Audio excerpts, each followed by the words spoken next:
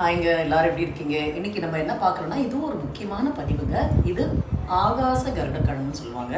இது நாட்டு மருந்து கடையில் கிடைக்குங்க. இதுக்கு எந்த மெயின்டெனன்ஸ் கிடையாதுங்க. காற்றுல வர அந்த ஈரப்பதத்திலேயே இது வளரக்கூடியது. பாருங்க, இப்போவே இப்படி வந்திருக்கு பாருங்க. அந்த காலத்தில் பார்த்தீங்கன்னா, நில வாசப்படியில் இதை தொங்க விடுவாங்க. எதுக்குன்னு கேட்டிங்கன்னா, திருஷ்டின்னு சொல்லுவாங்க ஒரு சிலருக்கு. திருஷ்டி மட்டும் கிடையாதுங்க, ஏதாவது ஒரு செய்வேனை அது மாதிரிலாம் ஏதாவது செஞ்சாங்கனாலும் இது அப்படியே ஃபுல்லாக அழுகி போயிடுங்க. மறுபடியும் புதுசாக எடுத்து அதை மாட்டி விடுவாங்களா. அது மட்டும் இல்லாமல் இன்னொரு முக்கியமான ரீசனுங்க, அந்த காலத்தில் இந்த விஷப்பூச்சிகள்லாம் கடிச்சிச்சுன்னா இது கை மறைவாக எங்கேயாச்சும் வச்சுட்டாங்கன்னா டக்குன்னு எடுக்க முடியாதுன்ற ஒரு காரணத்துக்காக நிலவாசப்படியில் கட்டுவாங்க. இந்த தேள், அப்புறம் பாம்பு, நிறைய விஷயங்கள் சொல்கிறாங்க. இதில் பதிவில் போட்டிருக்காங்க, நீங்களும் பாருங்கள். அந்த விஷப்பூச்சிங்க கடிக்கும் போது இதிலேருந்து ஒரு மிளகு அளவு சைஸில் இது 3 வாட்டி இதை கிள்ளி எடுத்து அதை சாப்பிட்டோன்னா அந்த விஷத்தை அப்படியே முடிச்சிடும்னு சொல்லியிருக்காங்க. உங்களுக்கு வேறு ஏதாவது தெரிஞ்சதுன்னா நீங்களும் சொல்லுங்கள்.